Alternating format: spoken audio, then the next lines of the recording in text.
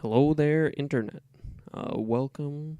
I am Winrow, and this is the Fox Valley Smash 4 Summer PR. So, let's jump right into it. How I did this, and I'll explain my spreadsheet.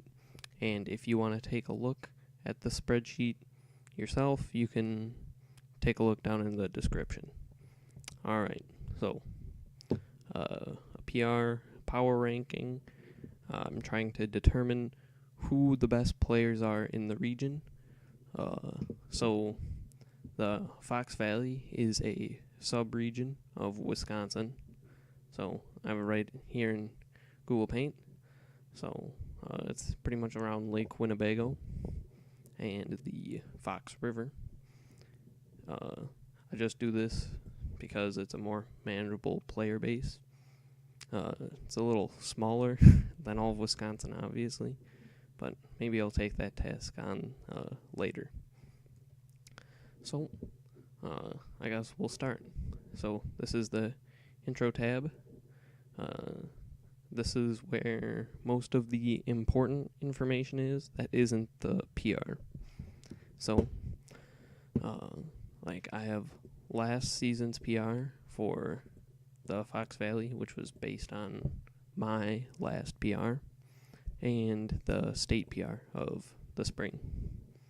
So these will be more important when I start talking about the value of tournaments. So, and then you can also see I have some important challenge links. So for tournament series, I can easily just go here and find the newest challenge page. Because that is what most TOs use for their brackets. And then I have a list of all of the tournaments this season. There were quite a decent amount this summer. And along with them, their singles bracket and their value. So I'll talk about the value once we get into each tournament. Number of groups and attendees, that's it's not as important, but I guess I'll go over it. So let's say you have an 8-person bracket. So that means you're going to have 6 groups. At first, this might mean nothing to you, but it means one person gets first, one person gets second, one person gets third, one person gets fourth, and then 2 people get fifth, and 2 people get 7th. So that's 6 groups. And then you go on and on. And so although it might seem a little silly to have any tournaments that'd be 8 people for a PR, with this PR I wanted to make it so that all tournaments can be included. So you see right here, Ripon Smash Palooza 4. I think there were 6 people in that bracket, so it was barely worth anything.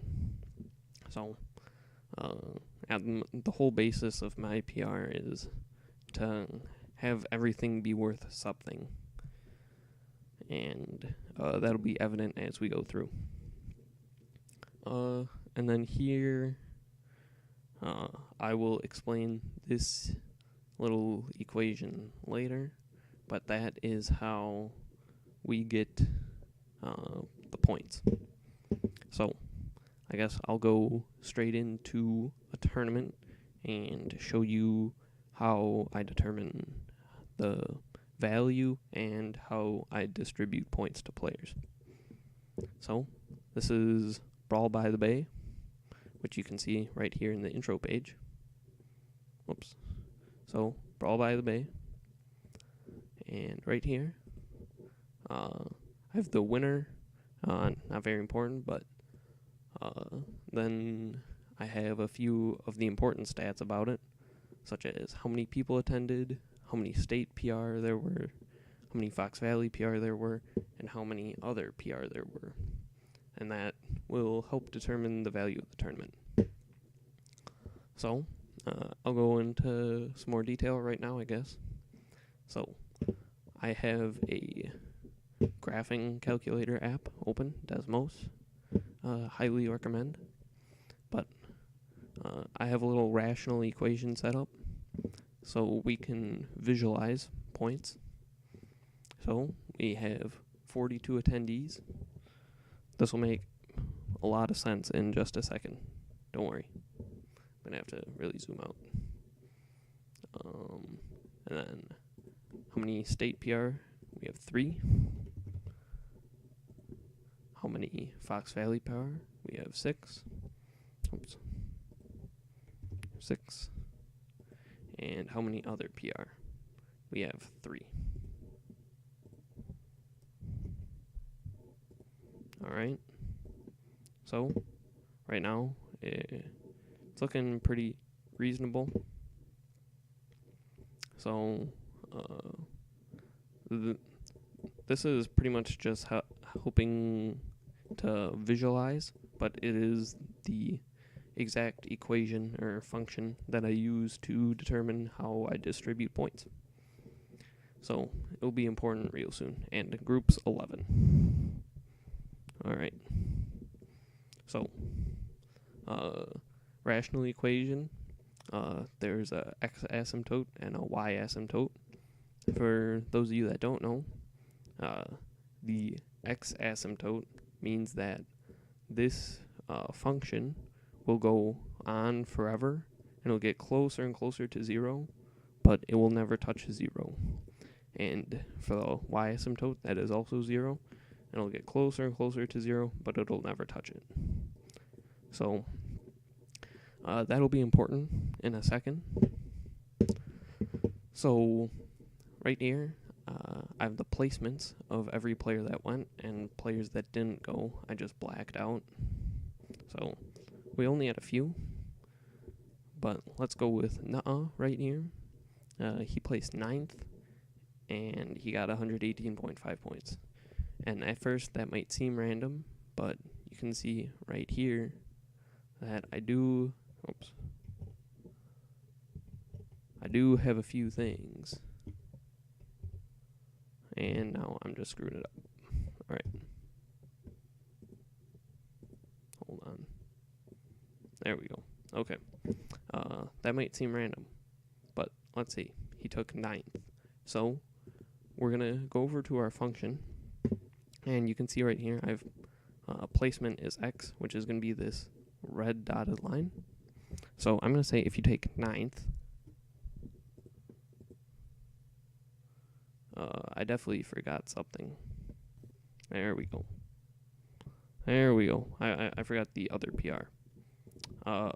Meister and his friend were at this tournament. Don't remember his friend's name, I'm sorry. But right here, 118.5 points. So the reason I went for a rational function instead of like exponential or logarithmic is because like it scales nicely. So like if you take 9th, like I wanted to make it so that like the better you do, you get like almost twice as many points as the person you beat. But obviously not that extreme, as you can see. Like there's a lot of random things that I sort of decided on, but I felt like this equation, like the top of the function, helps. It is literally the value of the tournament right there. So it's just the value of the tournament divided by how well or poorly you did. So if you did well, that means the denominator is going to be smaller, and that means that it's going to be a bigger number. Because, like, if you take 9th, you get like 120 points, but if you take 1st, you're going to get significantly more points. If I can find it. Like, significantly more. Right here. You get over 2,000 points if you take 1st. So, but it was a pretty stacked tournament. There were a few state PR, and there were PR from out of state. So, I feel like this is pretty accurate, and from the results I got, I'd say it's a pretty accurate estimate of skill. And then I have other random stats here, like number of wins, who they beat, and then I have some head-to-head stuff here. So you can see beat H2O and lost to nobody within the region. And then that'll correlate to down here, where he has a positive record over H2O, and then H2O has a negative record against Nuh-uh. And then I just go along, like everybody has the same equation, just with different inputs, like their placement. And then I go on and do that for every tournament. So like this tournament, obviously much smaller, only 16 people, and there were a total of only a few PR players, so only worth like 2,000 versus Brawl by the Bay 22,000.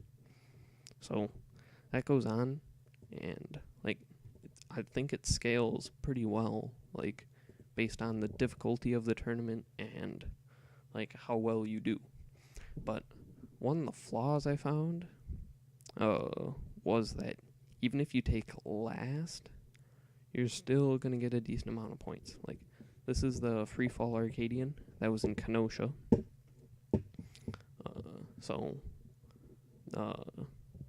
This isn't the Arcadian bracket. This was the real singles bracket at the Arcadian. So, you can see me, Winrow. I took last. I went 0-2. And I still got 55 points, even though I didn't take a win.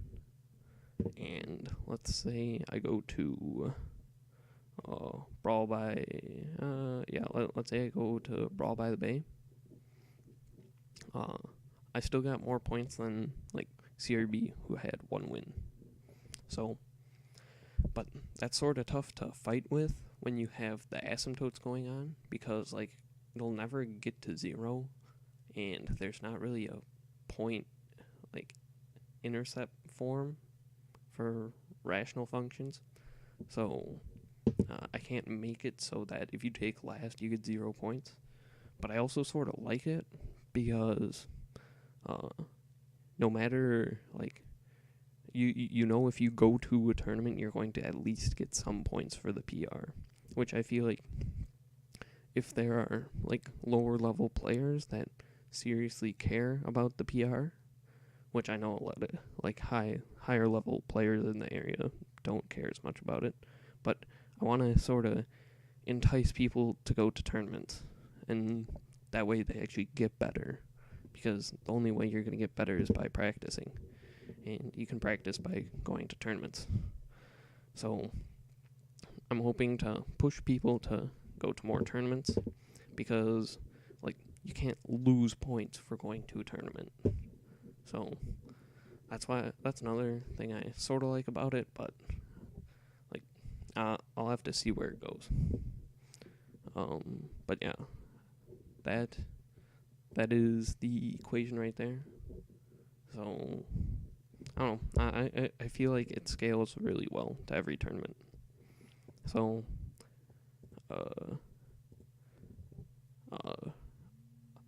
I get a lot of like criticism from including smaller tournaments, which I guess would make sense.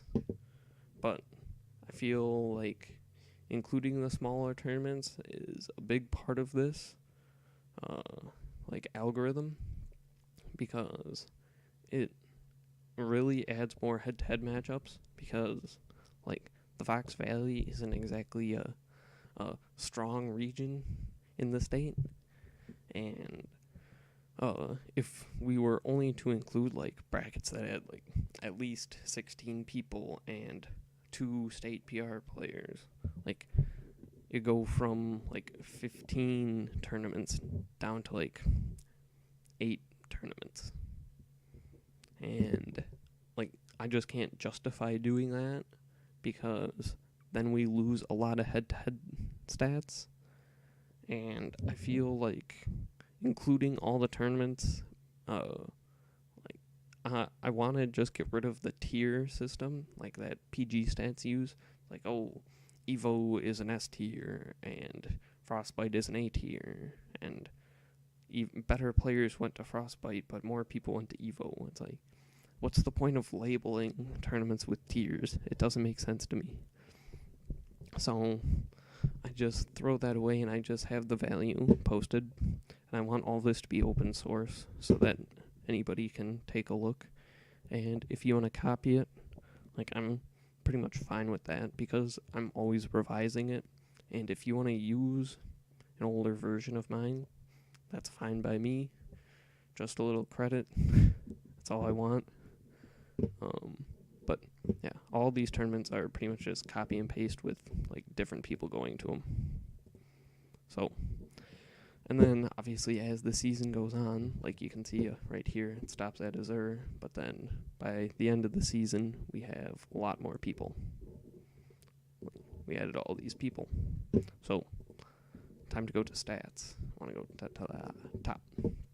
Alright, so right here, I add up all of the points, like from all the pages, and this is where the magic begins to happen. So these are just random stats here that I like to keep track of. And this is the head-to-head throughout the season. You can see like it adds up everything throughout the season. And this is for everybody. I have to put everything in manually on these. Like, it's not, if I type their name in here, it automatically does it. But on this tab, it'll just add up everything from all the other tables.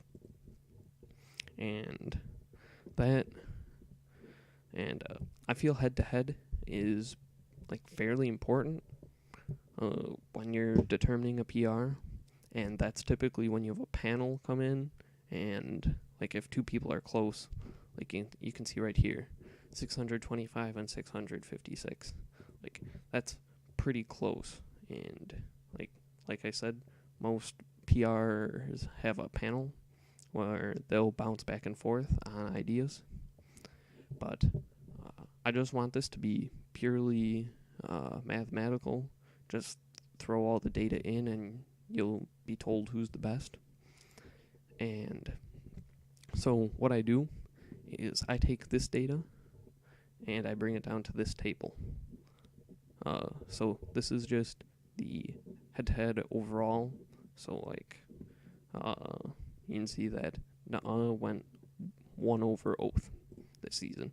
I don't know how many sets they had, but I can tell you that Nuh-uh had a positive record on Oath. So, we bring that down to the weighted head-to-head.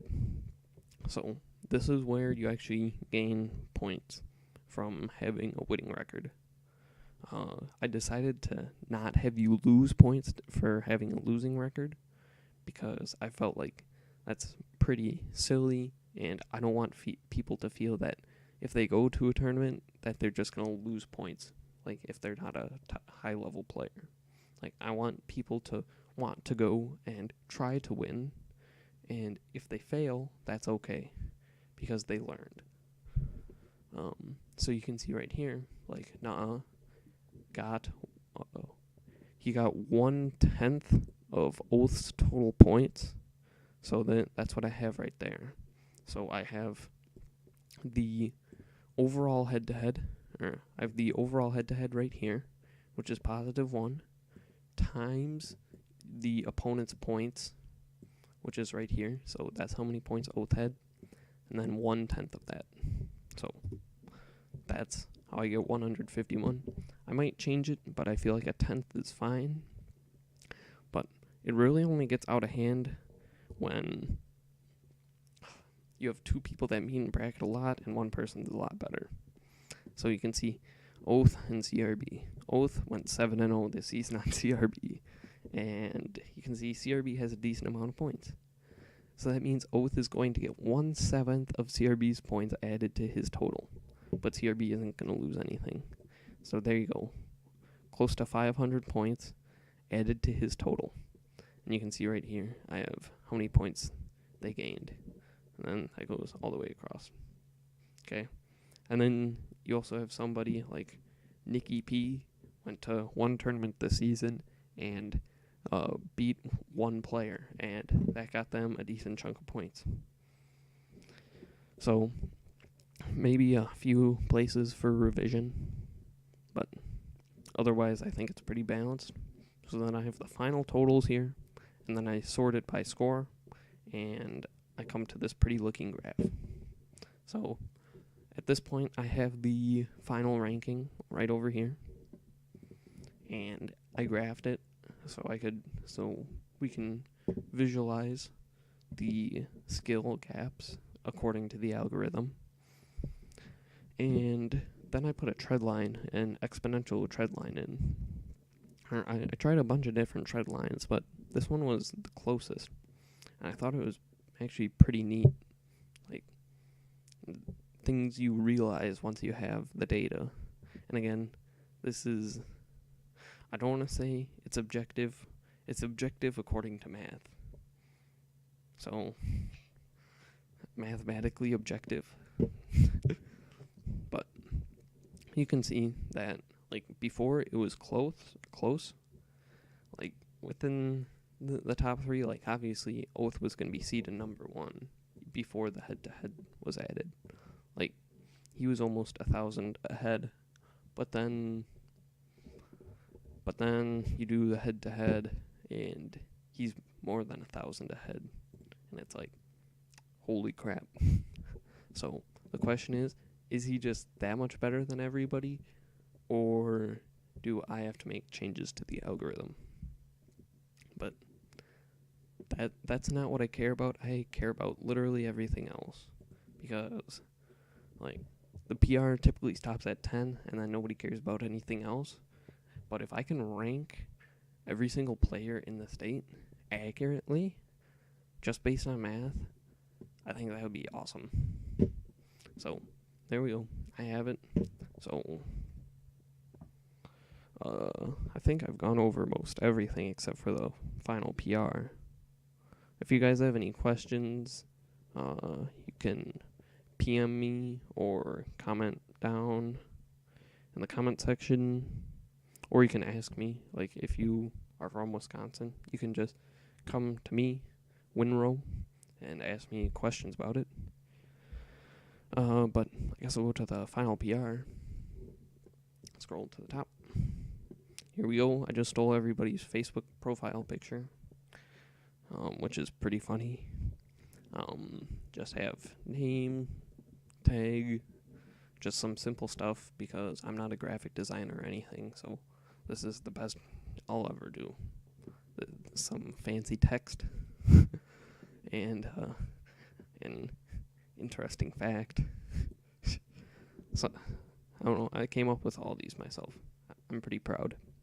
But I guess if I would give advice on doing, like, the final PR, it should be a pretty simple layout, like, easy to understand.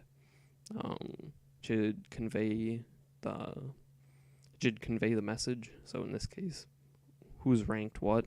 So I put, like, first, second, third, fourth, and so on, like, pretty big. So some interesting facts, mains, that's typically important. I thought about maybe putting cities in, but maybe next time. So there we go. And then at the bottom, I have everybody and their movement from the last PR. Last season, I did, like, rivalries. I ran out of time this season. I'm sorry. I'm a failure. But, I think it's pretty neat. And if all these people go to multiple tournaments next season, like, this will be really cool to look at. Because all of a sudden, we have 36 people.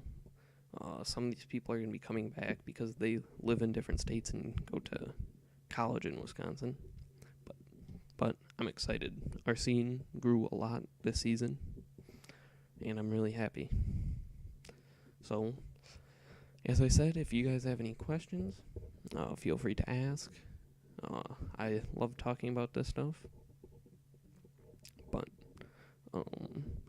again, this will be down in the description, or you can always talk to me. You can send me a PM and I can link this to you.